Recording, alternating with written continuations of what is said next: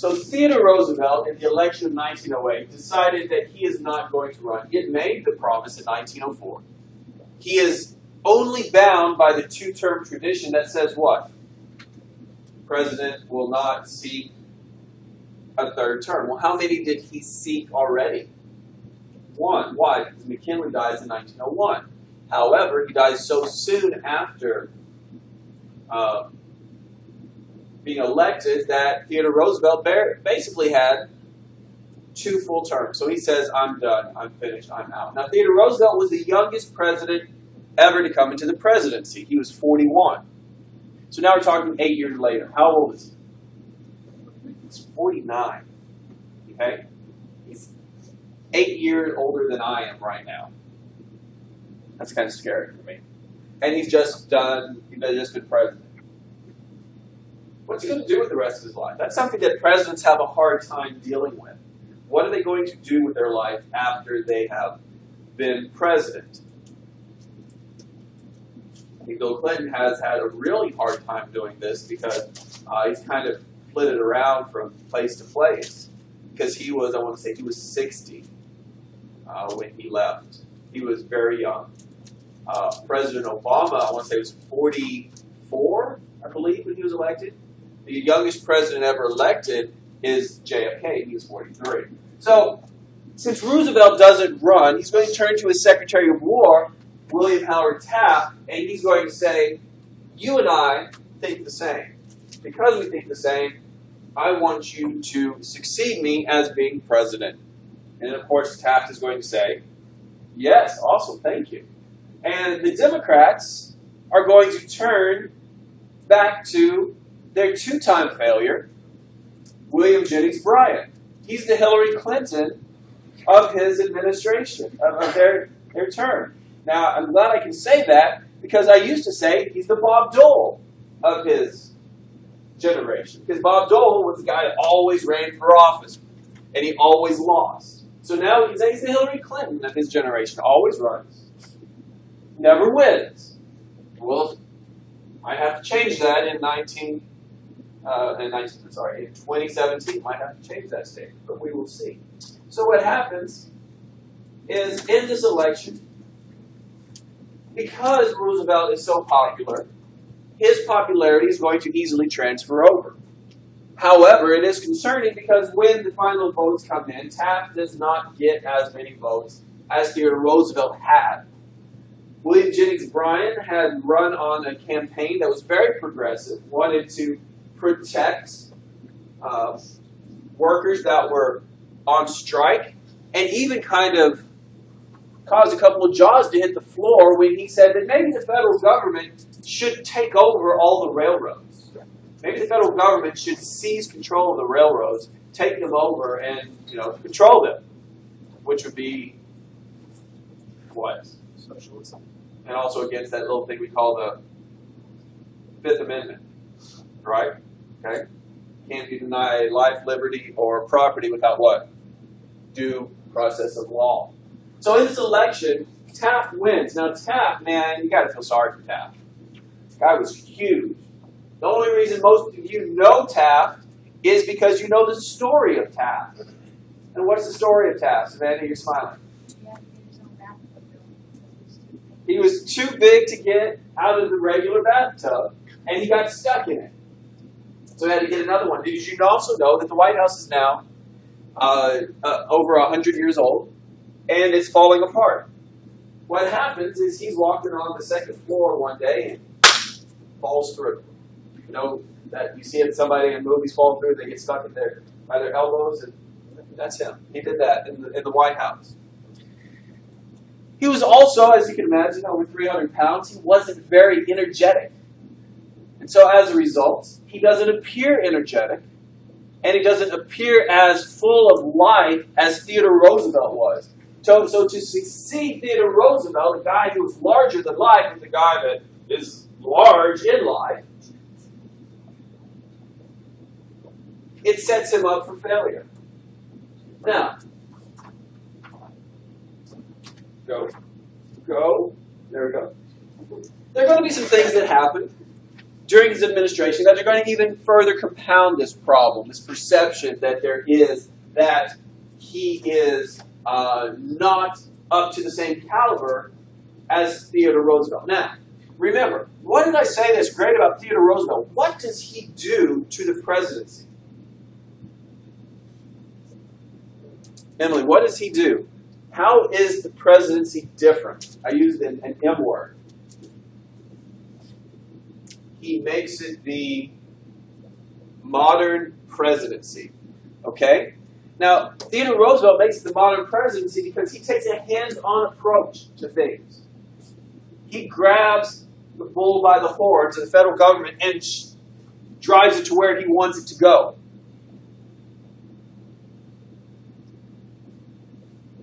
He got a lot of change done through sheer force of will and what he called the bully pulpit. Okay? Basically, that is speeches, going out and giving speeches and haranguing people. So now, when Taft comes in, he's like, okay, I think the American people are tired of that approach, and I'm going to go back. I'm going to go back. I'm going to be calmer. We're going to be more hands-off. People want conservatism. They're tired of all this drastic change. Now, unfortunately, that is very much opposite of what is going on. This era in time is called the Progressive Era. So therefore, historians have seen that there's quite a bit of progressivism, which is what? Desire for changes, moving forward, okay? Why Hillary Clinton calls herself a progressive, and her logo is what? Have you seen her logo? It's what? It's like an arrow. Uh-huh. It's in between two. It's the letter H with an arrow. Yeah. I'm a terrible artist. I can draw it. And it looks like, I don't know, that blue marker's out.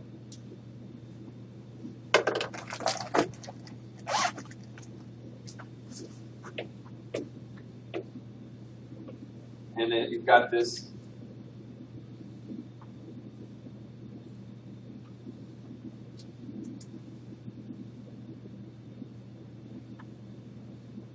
So it's the H in her name, and it's an arrow. Where's the arrow pointing? Pointing forward. Okay? She's a progressive. She is going forward. That's kind of what the whole concept of progressivism is. When you take federal government, you'll have this whole political spectrum that you'll discuss, and you'll be able to see where that falls. But for right now, you just need to know that progressivism, this is the era in which progressivism gets rolling. Okay? So one of the first things that Taft does is something Theodore Roosevelt never had the guts to do. What he does is he calls Congress into special session and says, we're going to deal with tariff reform. So, to try to lower the tariff rates, he is going to get Congress called to special session in 1909, and the Payne-Aldrich tariff comes in. It's going to lower rates on 650 items, but it's going to raise rates on 200 items. It's going to be amended 800 times. The problem here is it's really not a success.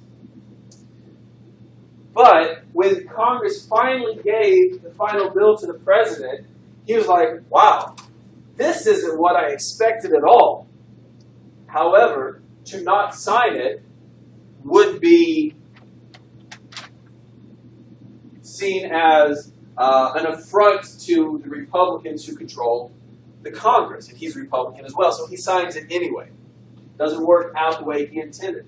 To make matters worse, in 1909, he is going to side in a controversy between Gifford Pinchot, who was a leading conservationist expert at that time period and in charge of all of our forestry land, and Richard Ballinger, who was the Secretary of the Interior. He's going to side with his cabinet member, Richard Ballinger.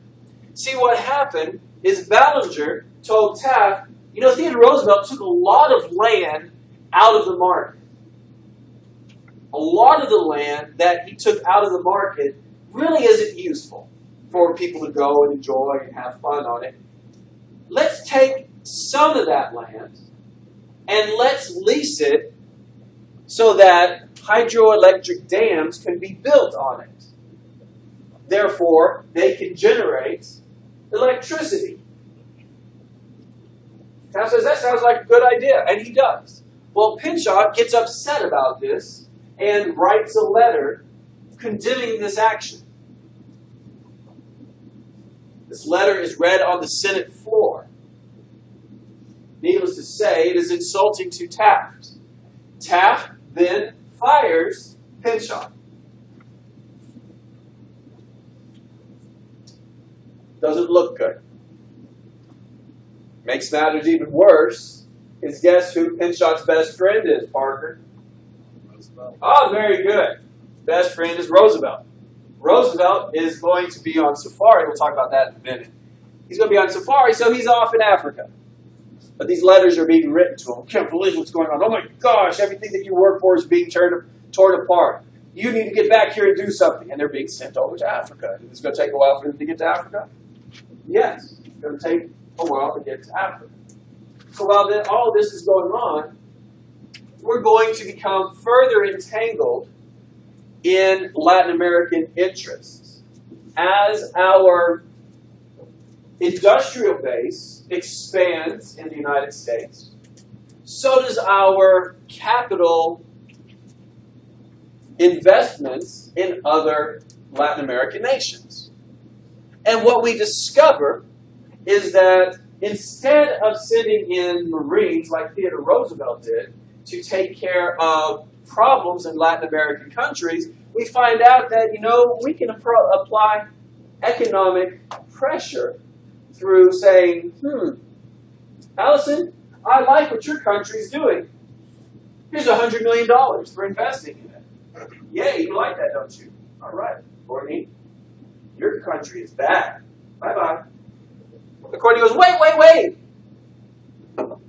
What do we need to do to make you give us some money? Oh, how about you lower your trade rates on sugar? Oh, Courtney says, yes, fantastic. Okay, here's $50 million. And what we discover is that we are able to use the dollar for diplomacy. It's better than bullets. So we substitute dollars for bullets in Latin America. It's known as dollar diplomacy. Talk more about that when we get a little bit further. So, Theodore Roosevelt, after he had been president, he decides that he is going to go and just leave Washington, D.C. He's going to get as far away from Washington, D.C. as he possibly can. He decides he's going to go on a safari. He's 50 now, and he goes into the savannah. Savannah in Africa? Yeah. Goes into the savannah and he hunts all these animals. Now, wait a minute, you're saying he is a conservationist. Yes, he is a conservationist. However, what you need to understand is his definition of conservation is you guys in New York City, you're never going to see a rhino. So I'm going to shoot one and send it to you so you can see it in the museum. Okay, now that whole thing about Cecil the lion that happened last year, oh my gosh, Cecil the lion got shot in Africa by the dentist, guy went on safari. Theodore Roosevelt said, well, what else is it there for? This is a picture of Theodore Roosevelt after he had shot an extremely rare white rhino. Now I know some of you are going, oh my gosh, he killed a rhino. Yes, he did. Because he wanted people to see what a white rhino looked like before they were extinct. So you can go see that rhino because it's been shipped back and stuffed, and sometimes it's on display. When he returned, he had over 3,000 trophies. He had killed 9 lions, 5 elephants, and 13 rhinos. When he arrives back, he goes again on another expedition. This time he goes to the Amazon. The Amazon, to this point, had not been trailed back as far as it will go through some of the little branches of it. And he gets invited to go do that, and he does. He almost dies. He gets blood poisoning. His son has to trek him out 1,000 miles through the Amazon. He almost dies, and he survives. When he survives, or when he makes it back and he recovers, he gets all these letters. And he's furious. The guy he had handpicked to succeed him has done away with everything that he had planned.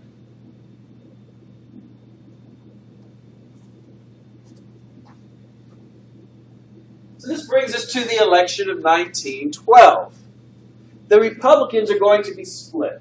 A man by the name of Robert La Follette had created the National Progressive Republican League within the Republican Party. Remember, I told you the difference between populists and progressives is that progressives work where, Gavin? They work within the government. They're within the parties. They work within the parties. Right? They do not run third parties.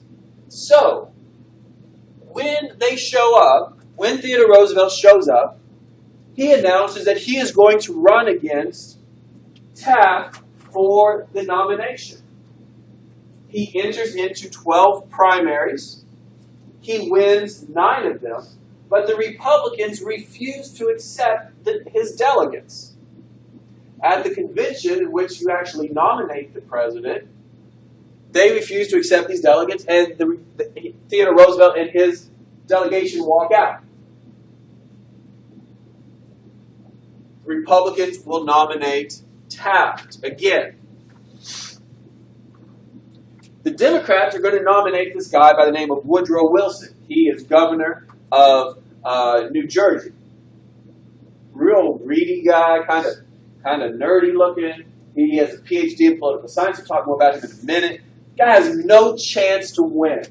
No chance to win. The only way that he could win is if the Republicans went and did something really stupid like divide up the vote.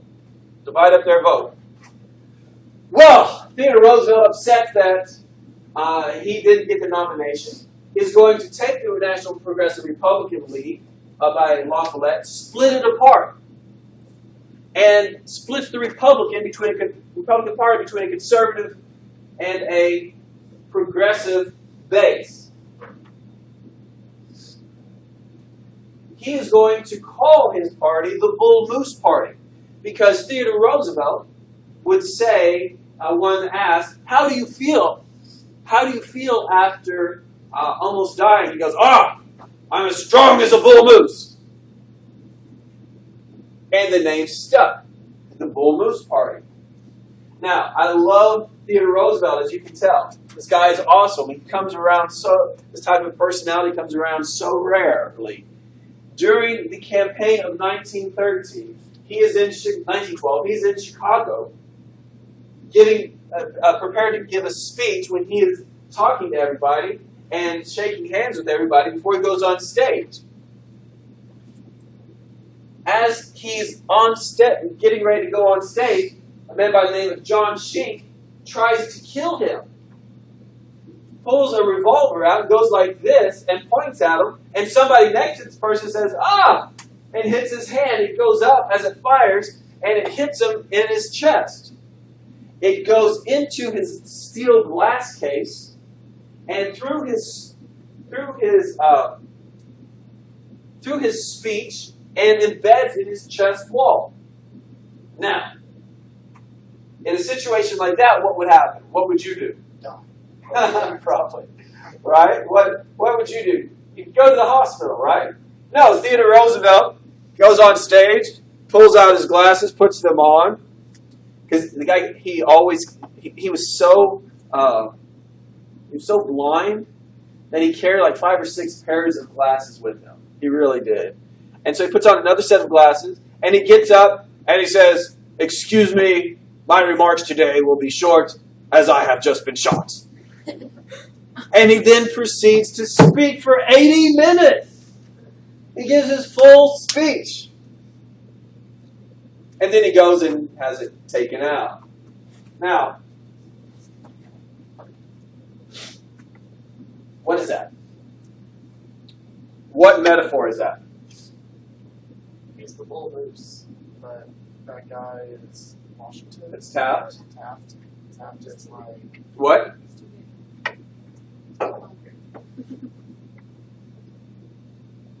What happens when an unstoppable force meets an immovable object? Which one? An unstoppable force. You've heard this. What happens when an unstoppable force meets an immovable object? Is that what? What happens when a Republican or any party, any one of our established two parties, splits?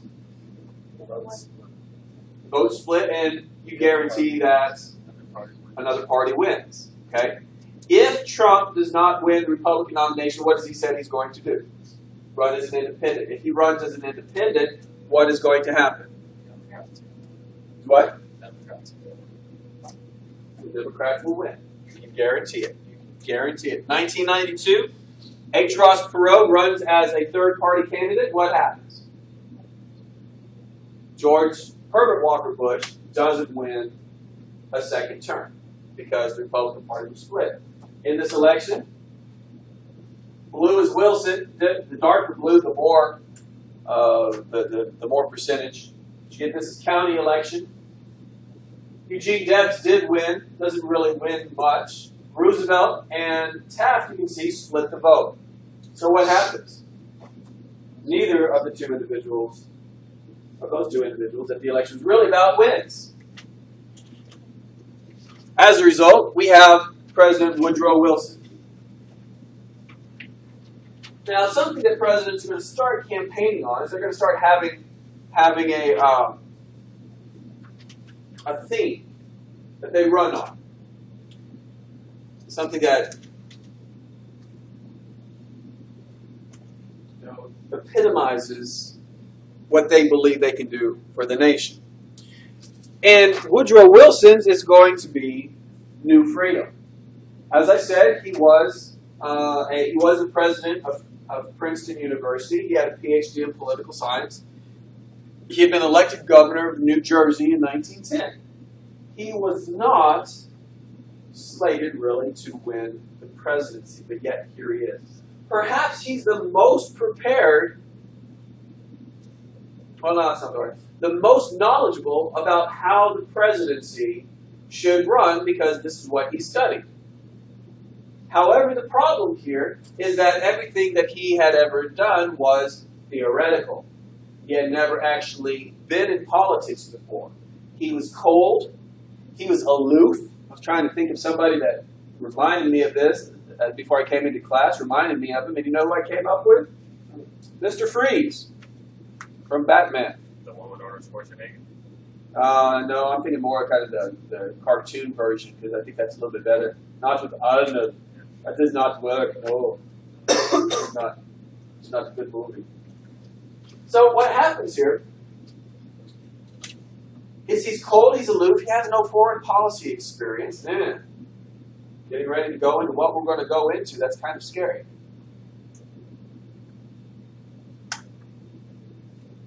But this is what we've got. This is the guy we get. A lot of political scientists today, and actually psychologists today, think that he probably was obsessive compulsive because every time that he was in any organization, he always worked to get control of their founding documents. And what would happen is he would always write amendments to it and get it modified to his way of thinking. From his first club in high school and college to even when he tried as President of the United States, he tried to do this. Now, during this progressive era, we're going to see a series of amendments added to the Constitution. 16th, 17th, 18th, and 19th amendments. The first two we're going to talk about are going to be ratified in 1913, the 16th and the 17th Amendment. The 16th Amendment, the first one we're going to talk about, is going to do something that had been tried to be done previously. The 16th Amendment gives Congress the right to tax your income. And Congress is going to be given the right to tax your income because we are going to lower the tariff. Now, what is the highest rate today for income tax? Federal income tax. It's 32%. 32%.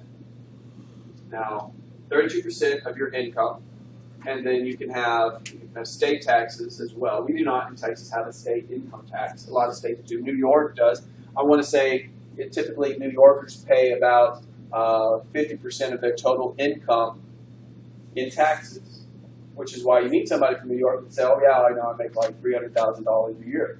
Well, okay, how much does a house, how much is it like a one-bedroom apartment cost in New York? It's like $1 million. And then you give half of that to the government. So basically what you're doing is you're inflating the amount you pay, but your purchasing power is much less than what you make. Let's say, $60,000.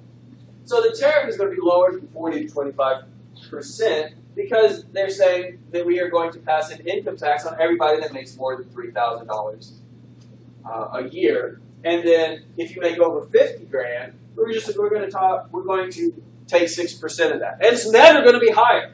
It's never going to be higher. They say, trust us. We're the government. We never lie. How much is it during Eisenhower's administration? It's up to 50%. It's up to 50%.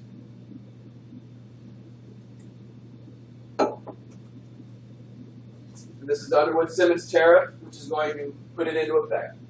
Now remember we talked about the National Monetary Commission. The National Monetary Commission came into effect after Roosevelt's Panic of 1907. And what it was designed to do, it was designed to create a commission to look and examine the economy and figure out ways to improve it. Well, they said what we need is a federal bank. Okay? Like the Bank of the United States that we used to have, that we went away from. Why did we go away from the Bank of the United States? It was too big. Had way too much power, yes. Way too. Yeah, I guess we'll take that, yeah. What else? Problem with it is that it was owned 40% by the federal government and 60% went to private investors. As a result, those private investors, in turn, when the federal government deposited money into that bank, reaped the rewards. They would get a return on their investment because the federal government was putting that money into their economy, into their bank, and that bank then was, you're making money off of federal funds. Is that fair? No, it's not fair. So that was the reason Jackson killed it. So what happens is the National Monetary Commission says, okay, well, we're going to create a national bank, but it's not going to be like the Bank of the United States. It's going to be called the Federal Reserve System. It is going to be a series of 12 banks that are owned by the government, but independent of the government. And they're going to control the amount of money in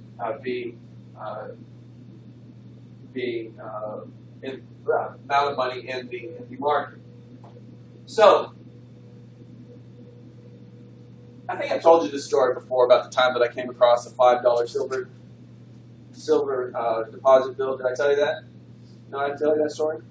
When I was working in college, I worked at Walmart and I worked in the photo lab. And I had this guy give me a $5 bill. I paid with a $5 bill. And I thought it was weird because it was thicker, it was heavier, and the embossing on it was more detailed. I thought, that's odd. And I looked at it, and it wasn't a Federal Reserve note. It was a silver certificate. And these aren't in circulation anymore. This guy must have found it from grandma or something, because these haven't been in circulation since really the 70s. So what happened is what I should have done, and I wish I would have done, is I wish I would have had a buddy, sitting right next to me at the register, say, hey, look at this, watch this, watch what I'm doing. I'm taking this $5 bill out. I'm putting my own $5 bill in there, shutting the drawer so that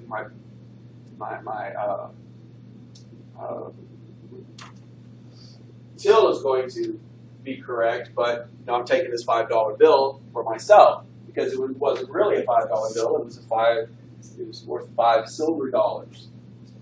And so what happens is a series of banks are going to be created across the United States, and these are all going to have they're going to have control over the currency in those areas.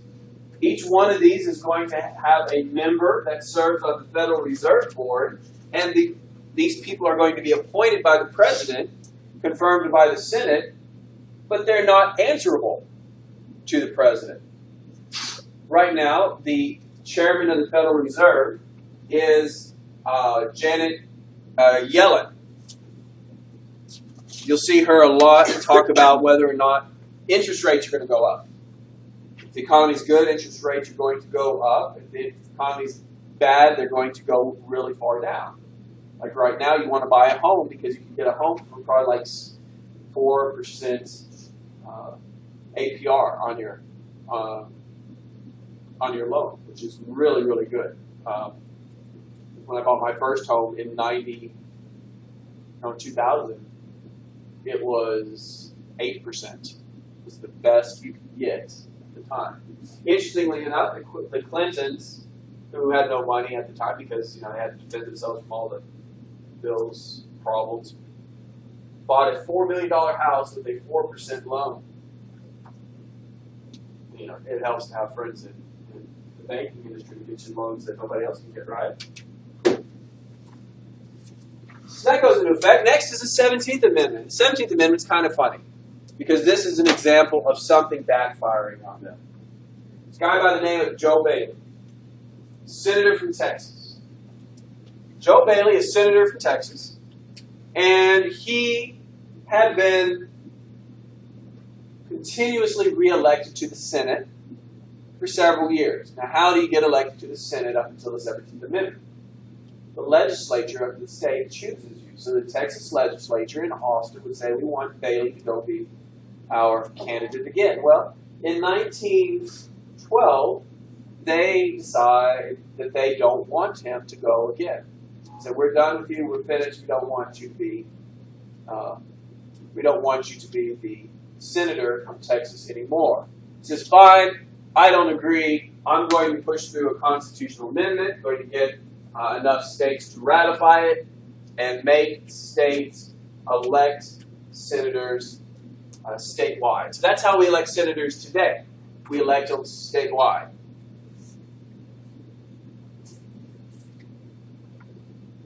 Okay? And he's successful. The 17th Amendment gets added in 1913, and we do away with state legislatures choosing their representatives. Now it is chosen by the states. Okay. So the question you should be asking there, Wilson, is what? Why did it backfire? Did Dan Bailey win election on his own? No. Now, for me, my point of view, my biased opinion is this is the worst amendment to the Constitution that we have. Because one of the things that we had prior to the 17th Amendment is we had checks and balances in the federal government in which Congress could check the president, impeach and remove him. The president could check Congress by vetoing bills, and the Supreme Court could declare unconstitutional actions of the president and Congress. We also had it in the states as well, because we had checks and balances, because the states elected your congressmen, your representatives, and you allowed your states to choose who they wanted for their senators. Okay? Now, why do I think this way? How many states are there? At this time or now? Now, in 2016. There's 50, right? Okay. Even though President Obama thinks there's 57. You don't believe me? Look it up. He was tired when he said that. You should still know the difference. He was tired. Rick Perry got into the same trouble. Is he president of the United States? Almost was. No, good Lord, no, he wasn't. Praise the Lord. All right. How many states are suing right now the federal government about Obamacare because it's going to bankrupt them? All of the southern ones. 34. In order for a bill to pass the Senate, how many states must approve it? Simple majority. 26. 26. Would, if the 17th Amendment was not added to the Constitution, would Obamacare have been passed? No, it would not have. Why? Because the majority of states were against it because the way it's designed is it's going to bankrupt them. You're seeing that now. You're seeing a lot of these states who are losing, are already declaring bankruptcy in this regard. I think California and Oregon, their exchanges are already bankrupt. So further trust regulations, with Wilson. Further trust issues. The Clayton Antitrust Act of 1914 is going to be added further, defining what is illegal business practices. Price fixing, setting rates exceptionally high are illegal. Prices that owners get must be the same as public. I think we talked about this a while back. With again with Obamacare, one of the things that it's doing is if you're a doctor and you accept Medicare, all your services must be the same price. And that sounds right. That sounds fair, right? Sounds fair. But one of the things that it cuts down on, unfortunately, is any doctor who wants to do anything for free. Did I tell you this story about my friend who had brain cancer? I have a friend who had brain cancer, and he didn't have insurance. Now, this is before Obamacare came into effect. And what happened is a doctor, out of the kindness of his own heart, decided that he was going to do the brain surgery for free. Okay? That's great. It's fantastic. My friend's alive because of that. Today, under the Affordable Care Act, you can't do that. You can't do anything for free because that is a price cheaper than what Medicare charges. Another issue is one person could not be on board of two similar companies. So you can't have somebody be on the board of Walmart and the board of Target at the same time. Why? Why wouldn't you want that? Jessica, what? They're competitors, right. And so somebody's going to say, I like Target better. And so Walmart is going to do this. Okay, this is the big thing Walmart's rolling out with. I'm going to take that to my Target board and I'm going to tell them, this is what Walmart's doing. This is how you need to counter it. Is that fair? No, it's not. One thing it did do, interestingly, is exempted unions. Unions were not required to be involved in this. In 1914, the Federal Trade Commission is created, which is going to enforce this act. Remember, we talked previously some of these things that are earlier attempts to enforce these trade acts were not going to be approved, or were not going to be enforced because it relied on the federal government to actually pursue them. And if the federal government said, well, we're not going to pursue them, it's not something that they were going to do. This is an independent organization. Yes, ma'am? So on the owner's prices, so like, I work at Chick-fil-A and work for you get half off, and Right. if you're a manager, you get free food. So is that That's a good question. That's a good question. I don't think so. I think that would kind of be it's probably like a membership. Or I don't know if you work there. and what about wholesale? Wholesale is different because it's available for everyone. But like if a company's buying something wholesale and then they increase the price 100% and sell it to the public, I think that would be considered probably price fixing and just poor, or price gouging.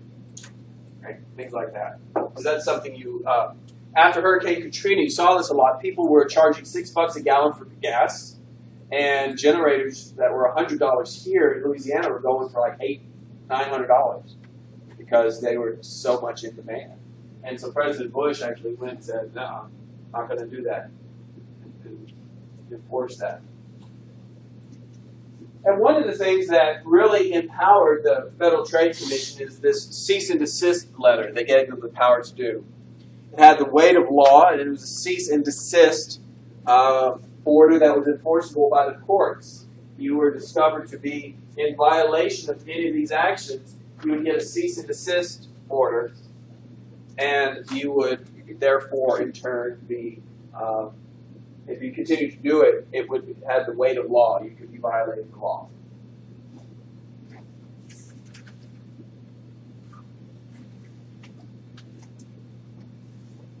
Now, something we talk a lot about today is illegal immigration from Mexico. And it's very common to say, oh, this is a new problem. This is a new problem. Oh my goodness, it's a new problem. It's not a new problem. It's really been going on since 1910. It's just had different phases.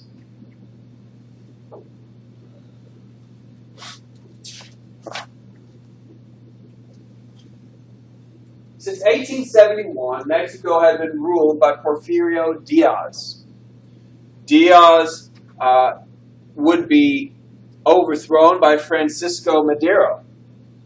Madero would be murdered by Victoriano Huerta. Okay? Mexico, the way you become president is you either cause the other one to be overthrown or you cause them to be killed. So Huerta is going to come to power how? Through the death of the sitting president. Now, that doesn't go over very well. Make matters worse, one of the things he does is he nationalizes all of all of Mexico's oil wells, regardless of who owns them. When somebody nationalizes, that means they take control over it. Well, guess who was the #1 provider of the oil wells in Mexico? United States. The United States had the most oil wells in this area, and they lost all of their investment. How does that go over well in the United States? It doesn't go over well at all. Still today, they control all the oil wells. What's the #1 source of income for Mexico? It's oil. It's oil. So what happens is between 1910 and 1914, the United States is watching what's going on down here, especially on the border. Sometimes it spills over, as we'll get up to when we get to Pancho Villa in just a few minutes. But one thing that's going to get the United States involved here, it gives you a very good example of the way in which Woodrow Wilson really kind of screws up. It is known as the Tampico Affair. It occurs on April 9th, 1914. The Tampico Affair right here in Mexico. The United States had an agreement with Mexico to provide oil for our ships on a regular basis. This is an agreement that we've had for several years. What would happen is we would go to a prerequisite spot. The oil would be ready. We would go get the 55-pound barrel drums and put them in our whaleboat and take them back to our ships. On April 9th, 1914, the USS Dolphin goes in to get their oil to refill their ship. They send in a group of sailors. The sailors go to Tampico. They arrive. The oil is there, and they are seen by a group of Mexican soldiers.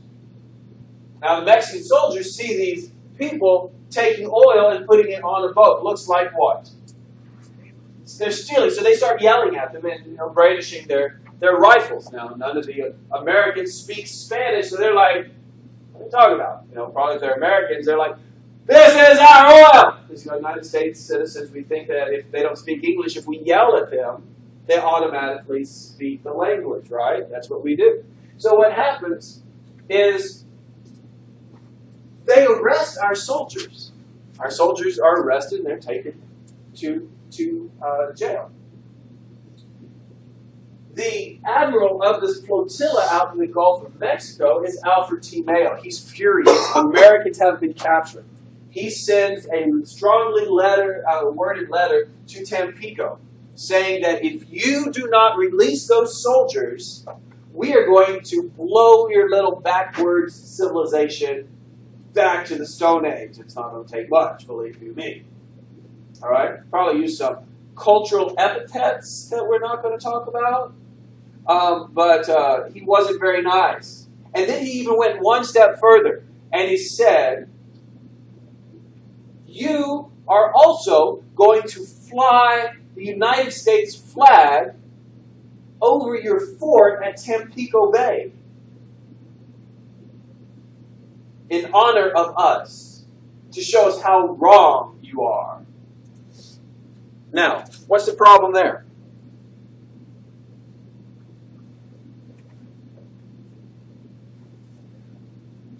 The United States flag to be flown over foreign territories, what? It's showing it's what? Sovereign. So Mexico would be saying the United States is what? Sovereign over them. Is the United States sovereign over Mexico? No. So the Mexicans are insulted by this. When Wilson finds out about this, what he does is he sends an armed invasion into the area. He sends soldiers into Tampico and Veracruz. Now it's got even worse. Not only have we just insulted them by forcing them to fly the American flag, we've sent an armed army of invasion and occupied Veracruz. Now, does that look well for us at the international level? Does that look good for our Latin American nations that we've been trying to build relationships with? Remember, we're not that far away from the Panama Canal. What happened when Theodore Roosevelt arranged for Panama to rebel against Colombia? Remember his speech? He gives a speech saying, did I acquit myself well of the incident? And his Secretary of State said, yes, sir. You were accused of seduction and proven yourself guilty of rape. Well, you were just accused of fomenting a rebellion. Now you proved that you had a hand in it. So this does not go over very well. So eventually what happens is we were able to get out of this situation through inviting what are known in Latin America at this time as the ABC powers, Argentina, Brazil, and Chile, to arbitrate. They come in and they settle the problem for us.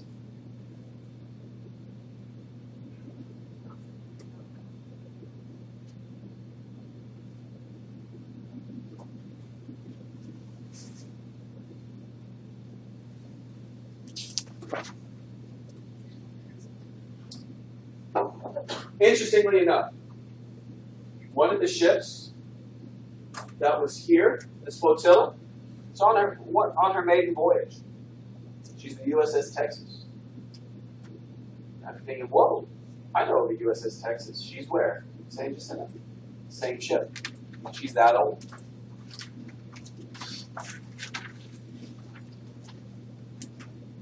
Anybody ever been to the USS Texas?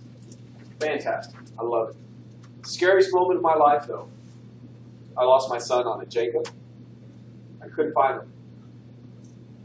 And so I was on the deck. I'm like, Jacob, where are you? And all of a sudden I hear, Dad, Dad! He's about 4. I look up, and he is standing on this little area that juts out 30 feet up. Juts out like this. He's got this little wire railing for you to hold. He's holding it up, holding it like this. I was like, hi, Jacob, come down very quickly. He did, luckily. Whew, that would have been scary. That was very scary. Of course, that's my kid. Jacob is crazy. So Huerta is going to be assassinated in 1914 by Venustiano Carranza. Now, see, you guys thought our election process was difficult. These guys, the way you get elected president is you kill the president.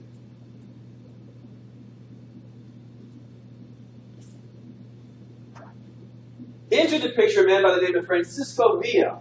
Francisco, also known as Pancho, is a wannabe revolutionary in Mexico, and he wants to be president of the United States.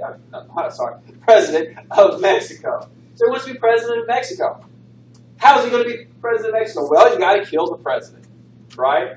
He's unable to get close enough to the president to kill him, so he decides on the next best thing.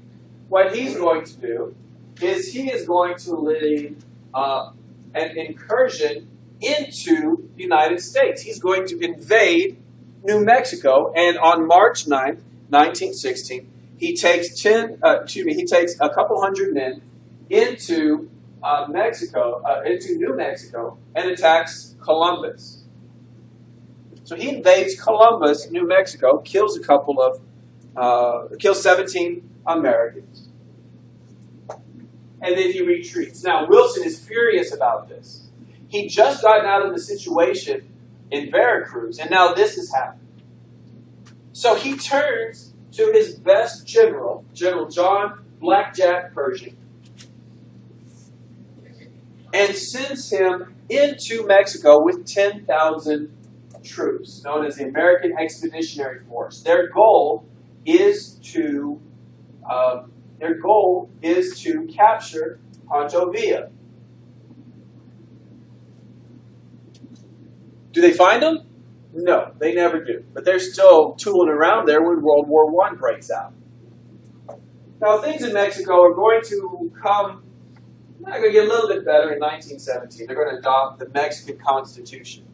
The Mexican Constitution is going to establish a more settled environment. So the revolutionaries are not going to be overthrowing each other every now and then.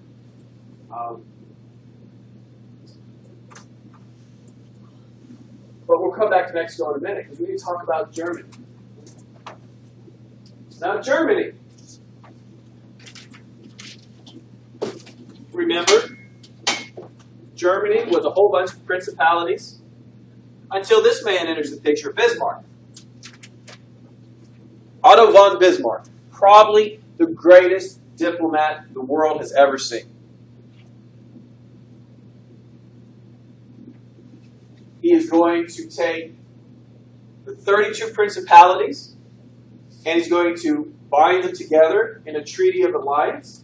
He is going to defeat Denmark. He's going to defeat France. He is going to defeat Austria, which, since really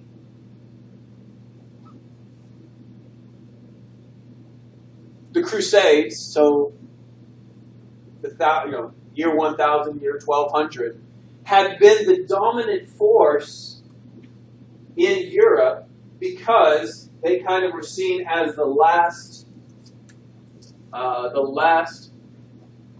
defense against the Muslim invasions. So they were exceptionally strong. He defeats them, and within 10 years, after signing a treaty of alliance with them, is going to pretty much cause them to be subservient to Germany. So Germany is going to erupt in this huge, powerful program. He's also going to get a neutrality agreement with Russia saying, hey, we're not going to fight each other. If one of our friends, the people that we're allied with, goes to war with you, we're not going to join in. We're not going to fight you. It's not going to happen. It's a neutrality agreement. We're not going to do that. Okay, that's would be bad. We don't want that. So what happens then is Germany, at that time and at this time, is an economic powerhouse.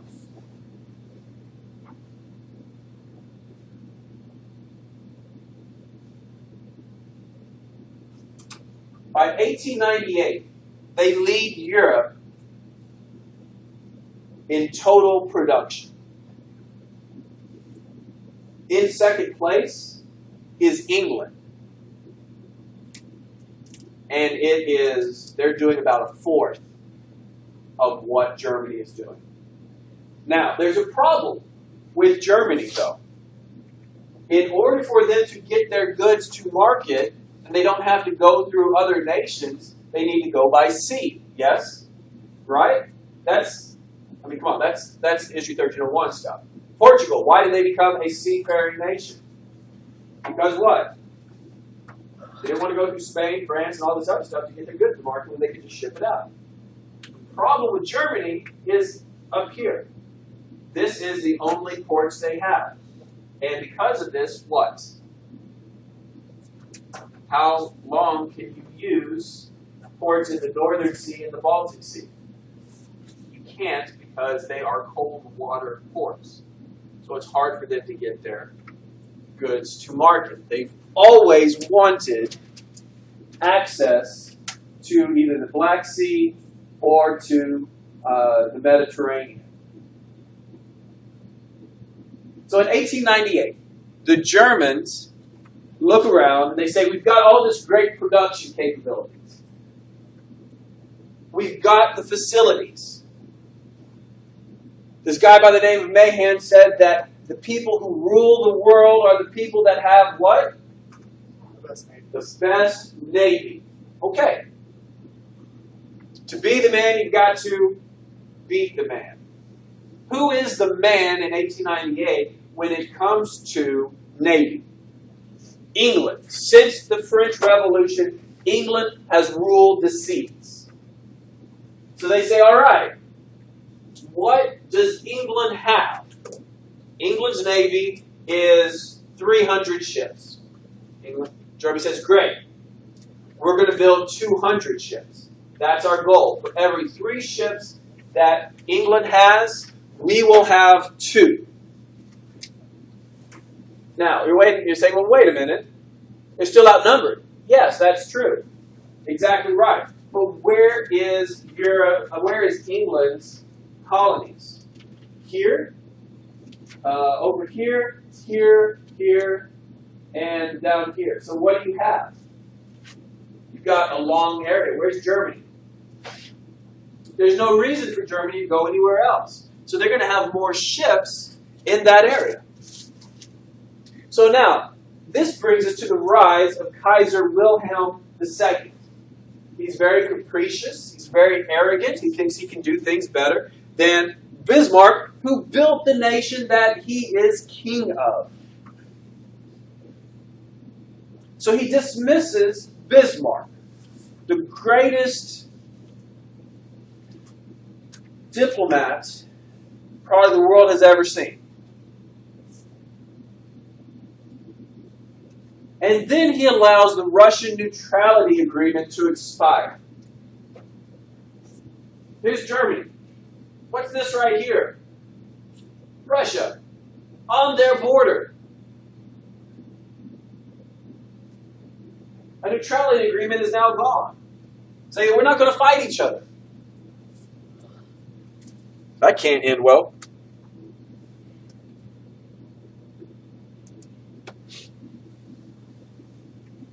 Now, France, who borders Germany, is scared because they see the industrial might of Germany.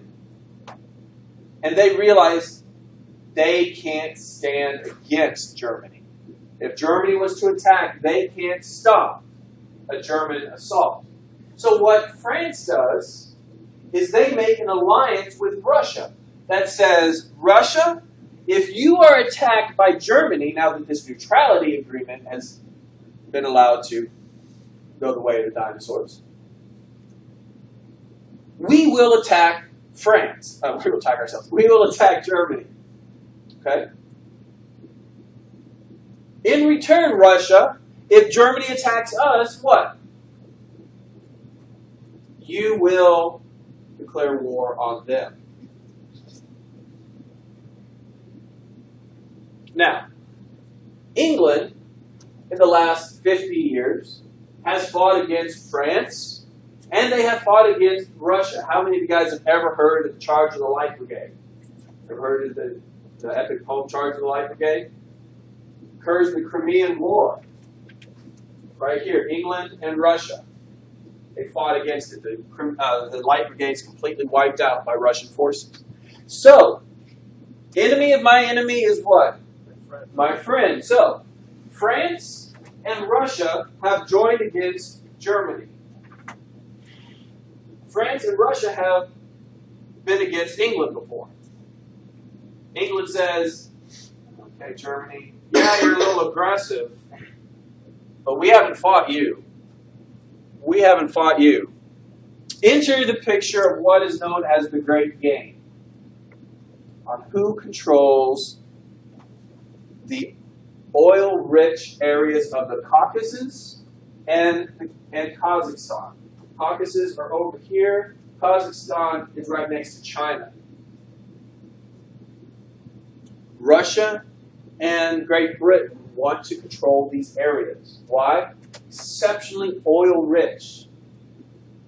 Hitler, when he attacks Russia, attacks trying to get to the Caucasus.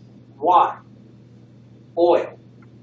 What is going to drive modern-day war machines? Oil. Same thing that does it today, oil. Right?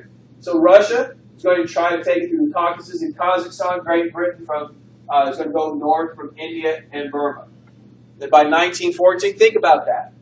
Europeans controlled 84% of the globe. Europeans in 1914 controlled 84% of the globe. Now, why do they need these? The Industrial Revolution is eating up natural resources. All these things that the Industrial Revolution is creating needs iron. It needs oil. It needs rubber. We need these natural resources to power this gigantic engine we have. What? Still writing. Well, you can get them off the slides. Get the slides that you can download. Now, to try to shape the way war could possibly go, in 1899 and in 1907, you're going to have the Hague conferences in the Netherlands. And we've had rules of war and acts of war for many centuries. However, in the 1899 one, there are going to be some certain rules made. In 1899, bombardment from the air is ruled to be an act of war. Now, obviously, 1899 is before 1903, so the Wright brothers had yet to take off. What do they need? Bombs dropped by hot air balloons. Hot air balloons have been used since the Napoleonic times to give you a bird's eye view of where your enemy was. And now the fear was that they could drop bombs on top of you. Another thing that they would approve or they would ban is chemical warfare and hollow point bullets. What do hollow point bullets do? They go in, instead of go in and do damage and then hopefully go out, they go in and then they blow a hole into you. Hollow point bullets do substantial damage. 1907, they would meet again. In 1907, the United States is involved. In 1907, we hammer out an arbitration policy to try to prevent war. An international arbitration policy. If war is going to come, we're going to deal with these issues. This is how we're going to handle it. We're not going to go to war. We're going to try to handle it peacefully.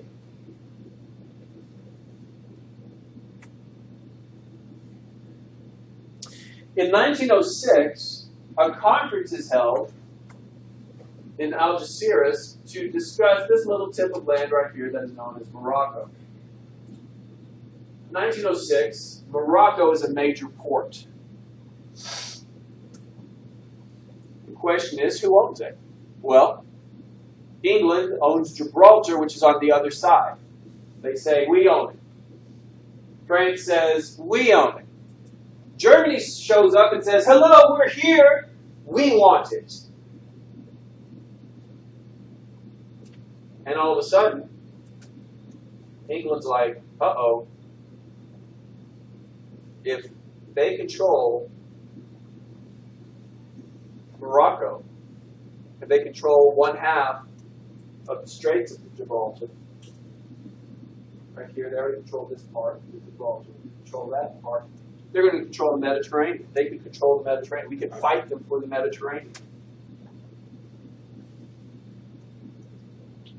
So they get scared. They get concerned. France gets scared. And like they're awful militaristic. And with their navy, this is a problem. So what happens is in this conference, England finds themselves really without a friend.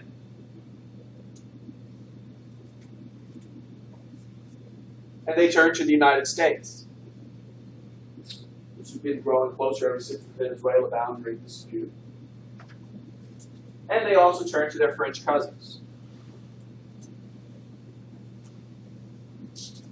Now, Germany, this would backfire on Germany, and would kind of leave them alone on the continent.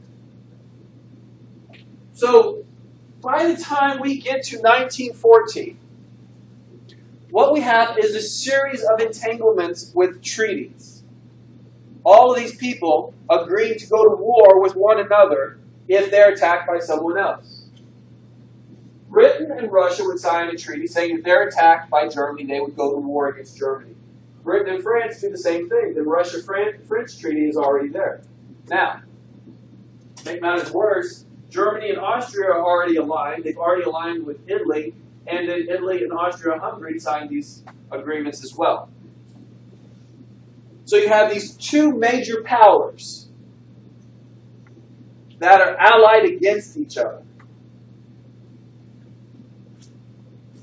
Throw in the decaying remnants of the Ottoman Empire, and you bring in an even more problematic area.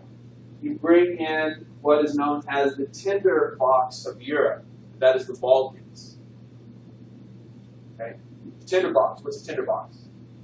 Before you had matches, you had a tinderbox. What that was, this was where you kept your flints and your kindle. Not your kindling, not your actual kindle, but your kindling. And what you would do is you take this kindling, you put it there, and you strike your flint over it, and what would happen? It would catch flame. Okay? All it takes is a spark. Since the Crusades, Serbia, Greece, Bulgaria, Romania, Montenegro, Albania had all been controlled by Hungary, Russia, and the Ottoman Empire. Sorry, I'm having trouble with the connection. Explain. What happens is you have, in this area, Catholics, Orthodox Christians,